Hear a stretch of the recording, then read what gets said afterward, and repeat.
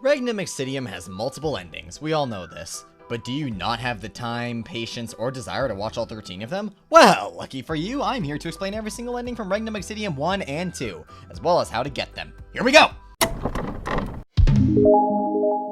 Reject the Throne. Starting off with the first Regnum Exitium, we only have two alternate endings. The first one, Reject the Throne, has us see Ravus kill Citrayu but refuse to become the Lord of Limbo, feeling guilt after everything he and his friends had done due to Citrayu's deception. He announces that without an overlord to control Limbo, it cannot physically exist anymore, and will soon collapse into nothingness. A fate that just might be preferable to the one they would have been condemned to if Ravus had accepted the throne. And so, Limbo collapses and fades away, and the video itself glitches out as a sort of fourth wall break, and the credits roll. Become Limbo's overlord. The alternative ending to Regnum Exitium, Ravus still kills Citrayu, but accepts Citrayu's overlord powers and becomes a new ruler of Limbo. He's uncertain as to how this will go since everyone in Limbo will definitely hate him now, and him becoming the ruler most certainly doesn't help things. But he declares that he feels as though he owes it to the people of Limbo to at least try to fix the mess they caused. And with that, the Vanguard begins their journey home, and the credits display the fates of each of the characters. There was a revolution almost immediately after Ravus became the Overlord, and he was forced to fight back. Everyone in Limbo now lives in fear of what he may become, and who can possibly stop him. Meanwhile, Dragon becomes Ravus' right hand and the general of the Vanguard Alliance, earning the name Hellfire Dragon. Isaac gathers a clan of Vikings and goes off on an expedition to explore the farthest corners of Limbo. Oberon returns to the site of the samurai ruins and with the help of some craftsmen, constructs what would later become the capital of Limbo and home to the Vanguard Alliance. And Peacekeeper simply vanishes from the world, silencing any threat to Limbo from the shadows.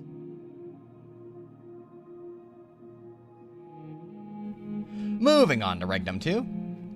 Ending 1, Blind Trust. Achieved by sparing everyone on your journey, Ravus launches an attack on Zealot and beats him in combat, convincing him to stand down. Zealot surrenders and allows Ravus to rule again. But when all seems to be going well, Balgar reveals himself to be an Overlord too, and attacks Ravus, taking the throne for himself. During the end credits, Enigma can be heard pondering at what such a violent man will do with so much power. But what follows is left up to the viewer's imagination.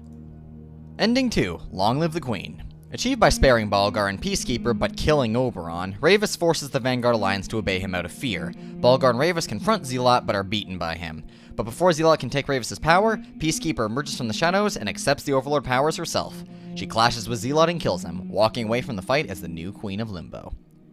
Ending 3, Whatever It Takes. Achieved by sparing Balgar, killing Peacekeeper, and sparing Oberon, Oberon pretends to work with Ravus' plan to kill Zealot but secretly warns Zealot of the incoming attack.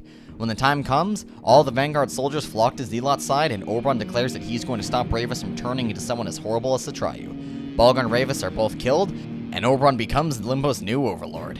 He uses his powers to return everyone to the real world, but instead of finding his family waiting for him, Oberon wakes up in the ruins of his village. Before he can properly mourn, one of the Vikings that attacked his village wakes up and attacks Oberon. Oberon cuts him down, but the Viking is returned to life now that souls can return from Limbo.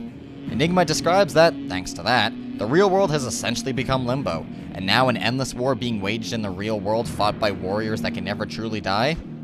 That's the fate we're condemned to now. Ending 4, End of Limbo.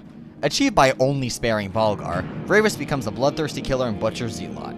After seeing how terrible he has become, Adrian forces his soul out of Ravus' body and vanishes into oblivion. Limbo begins to collapse, and Ravus explains how he was never technically the King of Limbo, but the host for the soul of the deceased King of Limbo. And without the Overlord soul to control Limbo, it collapses just like in the first Regnum Exitium. Ending 5, Redemption. Achieved by killing Balgar, sparing Peacekeeper, and not attacking Oberon, the old Vanguard reunites and infiltrates the royal palace, where they meet up with Dragon. They confront Zealot, defeat him, and convince him to stand down, explaining that they can't bring everyone back from the dead, or, well, Ending 3 will happen. Ravus becomes the ruler of Limbo again, only this time he has the support of his people and his followers, and even his old enemies. In a post-credits scene, Oberon teases Ravus about his possible feelings for Peacekeeper, and then we get a surprise visit. Ravus, huh? we My have daughter's visitors. done the same thing. Visitors. What did I miss, Longsword Boy? Ending 6, New Beginnings. Achieved by killing Balgar, sparing Peacekeeper, and attacking Oberon, Ravus kills Oberon before Oberon can attack him. He and Peacekeeper, now known as Violet, flee the capital and adopt new identities to hide themselves away, taking refuge in Clavard's village. In a post-credits scene, we see Ravus and Violet 11 years later. In that time, they had settled down, gotten married, and gave birth to a son. End on. Ending 7, Tragic Hero. Achieved by only sparing Oberon, Ravus is at odds with himself. He unleashes his true overlord powers and kills Zealot and his men, but then becomes overcome with guilt. And so, he transfers the mantle of overlord to Oberon, asking Oberon to kill him, saying that the people of Limbo will follow Oberon if he tells them Ravus was as horrible as Zealot made them think he was, and that Oberon put him down. Oberon reluctantly obliges and cuts Ravus down, becoming the new king of Limbo. Ravus gave his life to end the war once and for all, but the people of Limbo will all think he was an evil killer that Oberon cut down. No one other than Oberon will know the truth. Oberon and one other. Ending 8, Behind the Veil. Achieved by killing everyone, not leaving a single survivor, Ravus loses his mind and falls into madness. He kills Zealot and all of his men and takes his throne back.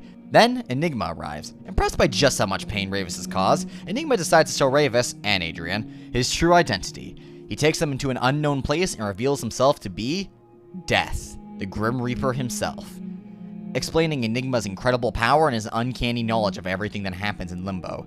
And with that, Enigma grants Ravus the power and permission to do whatever he wants in Limbo. The scene fades to black, or white, then black, whatever, and the credits roll, and also gets somewhat terrifying.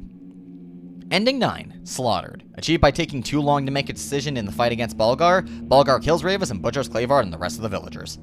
Ending 10, Contract Fulfilled.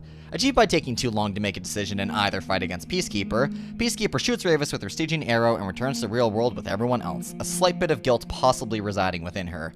But when they return to the real world, Ending 3 happens. Ending 11, Thicker Than Water. Achieved by taking too long to make a decision in any of the fights against Oberon, Oberon kills Ravus and returns to the real world with everyone else, determined to see his family again. But Ending 3.